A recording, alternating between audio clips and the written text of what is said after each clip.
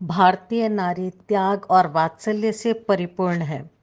कभी वे अपने अखंड सुहाग के लिए व्रत रखती है, तो कभी बच्चों की दीर्घायु के लिए। सखियों, आप सभी को पता है कि कार्तिक मास की कृष्ण पक्ष की अष्टमी को अहोई अष्टमी का व्रत बच्चों के सुखद भविष्य और दीर्घायु के लिए रखा जाता है। आज मैं सुषमा शर्मा आपकी सुविधा के लिए हुई अष्टमी की कहानी सुना रही हूँ। एक साहूकार था जिसके 7 बेटे, बहुएं और एक बेटी थी।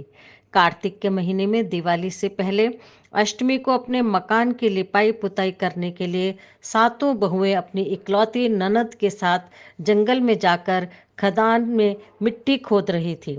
वहां पर स्याऊ की मांद थी। मिट्टी खोदते समय ननद के हाथ से कुदाली स्याऊ के बच्चे को लग गई और वह तुरंत मर गया। इससे स्याऊ माता बहुत नाराज हो गई और बोली कि मैं तेरी कोख बांधूंगी। ननद अपनी सातों भाभियों से बोली कि तुम में से कोई अपनी कोख बंधवा लो। तब 6 भाभियों ने तो अपनी कोख बंधवाने से इनकार कर दिया, परंतु छोटी भाभी सोचने लगी कि यदि मैंने अपनी कोख नहीं बंधवाई तो सासू जी नाराज होंगी।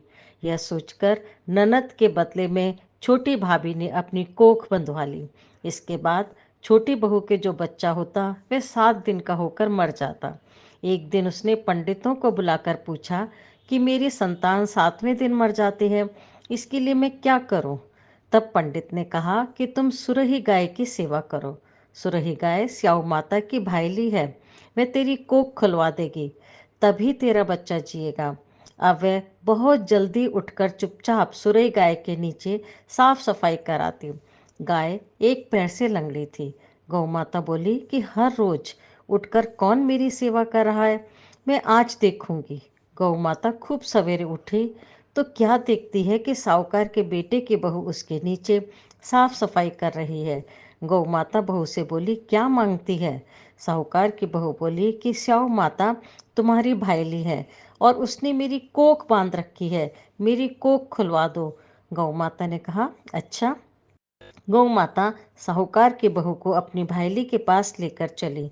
रास्ते में कड़ी धूप थी, वे दोनों एक पेड़ के नीचे बैठ गई। कुछ देर बाद एक सांप आया। उसी पेड़ पर गरुड़ पंखनी के बच्चे को उसने डस लिया। साहूकार की बहू ने सांप ढाल के नीचे दबा दबा दिया और बच्चे को बचा लिया। थोड़ी देर में गरुड़ पंखनी आई तो वहां खून देखकर साहूकार की बहू को चोंच मारने लगी। साहूकार की बहू ने कहा, मैंने तेरे बच्चे को नहीं मारा, बल्कि सांप तेरे बच्चे को मारने आया था। मैंने तो उससे तेरे बच्चे की रक्षा की है। यह सुनकर गरुड़ पंखनी बोली कि मांग, तू क्या मांगती है? वह बोली, 7 समुद्र पार स्याऊ माता रहती है, हमें तुम उसके पास पहुंचा दो। गरुड़ पंखनी ने दोनों को अपनी पीठ पर बैठाकर स्याऊ माता के पास पहुंचा दिया। स्याऊ माता उनको देखकर बोली कि आ बहन, बहुत दिनों में आई है। बातें करते समय स्याऊ माता ने बीच में कहा कि बहन, मेरे सिर में जुएं पड़ गई हैं। सुरही के कहने पर साहूकार की बहू ने उसके सिर से सारी जुएं निकाल दी।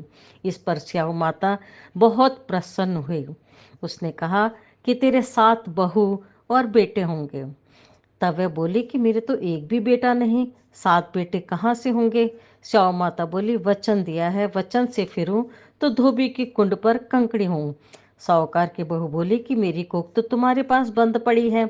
यह सुन स्याऊ माता बोली कि तूने तो मुझे ठग लिया। मैं तो कोख खोलती तो नहीं, पर अब खोलनी पड़ेगी। जा, तेरे घर पर तुझे 7 बेटे और 7 बहुएं मिलेंगी। तू जाकर 7 उद्यापन करियो, 7 हुई बनाकर 7 कढ़ाई करियो।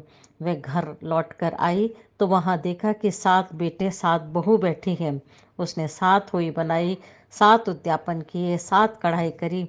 शाम के समय जेठानियाँ आपस में कहने लगी कि जल्दी जल्दी धोक पूजा कर लो, कहीं छोटी बच्चों को याद करके रोने लगे। थोड़ी देर बाद उन्होंने अपने बच्चों से कहा, अपनी चाची के घर जाकर देखकर आओ कि आज वे अभी तक रोई क्यों नहीं। बच्चों ने आकर कहा कि चाची तो हो ही बना रही है, खूब उद्यापन हो रहा है। यह सुनते ही जिठानियाँ दौड़ी दौड़ी वहां आई और आकर कहने लगी, तूने कोक कैसे खुलवाई?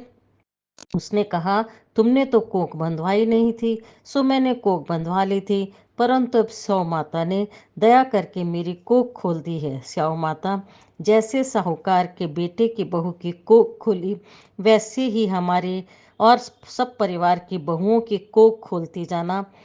कहते सुनते हुंकारे भरते सबकी कोख खोलना। जय हो साऊ, जय हो हुई माता। इसके बाद विनायक जी की कहानी अवश्य सुननी चाहिए।